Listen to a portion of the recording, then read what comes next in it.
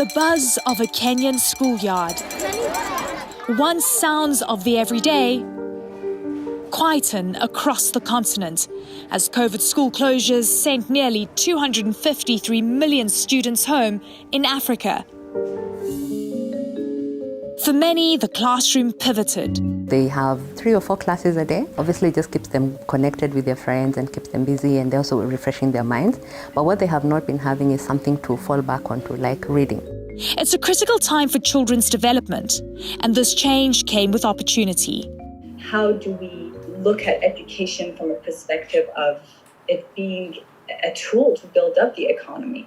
How do we create an enabling environment for children to flourish? How do we utilize the times for them to use the crisis as a sort of a seed of growth? One group looking to spur this growth, Kenyan edtech company Kytabu. Hey there, as you know, school is out. Or as we say in Kenya, school is closed. It specializes in engaging visual content for primary and secondary school students. You and your kids have a fantastic opportunity to learn something outside of the classroom and the curriculum. After COVID-19 hit, interest in Kytabu's app spiked, increasing tenfold to more than 200,000 users today. What we did over COVID is create content that's local from content creators that people know and have them be the ones who educate kids on physics, chemistry, biology, geography.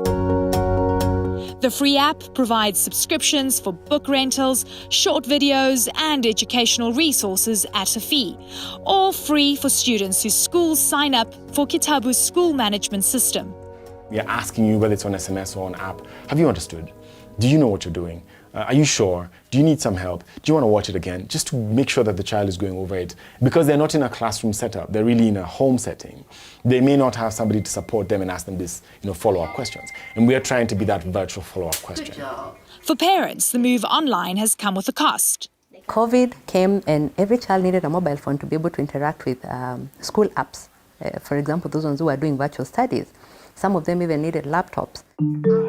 Fueled by this shift, the global personal computer market grew 12.7% year over year, driven by at-home working and schooling.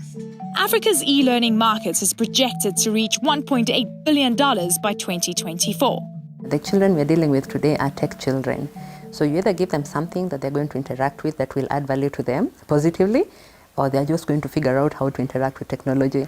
So I'd rather be able to pay for something that will give them a safe space and where I'm sure that they're actually positively engaging. Children's interest in tech may be pretty universal, but access is another thing.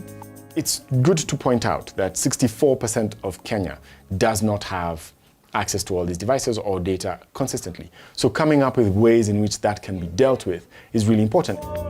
In the outskirts of Nairobi, this primary school supplements education with digital tools. We have provided them with internet connectivity because we've been able to have the money to do it because of our customers. And we are then now looking at ways we can give them, whether it's technological devices in the form of tablets or desktop computers that they can be able to engage with.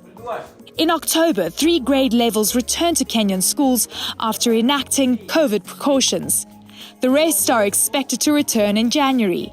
As school life returns to normal, the wider adoption of digital education will not be easy. Kytabu is piloting this project with provider Mshule. It is going to be a tough uphill battle to get everyone on a single platform. And that's the challenge with technology and education. It's just a myriad of people we need to reach and a very short timeline to do it in. Short timeline indeed, but nearly half of the population is under 15 years old in East Africa, a strong economic reason to empower children throughout the crisis. It really is going to be really, really important in the coming years to exactly build the kind of labor force that we need that can quickly tap into the global jobs, which are going to be a lot more in the digital space. For there may be children today, but they are the linchpin in building the Africa of the future.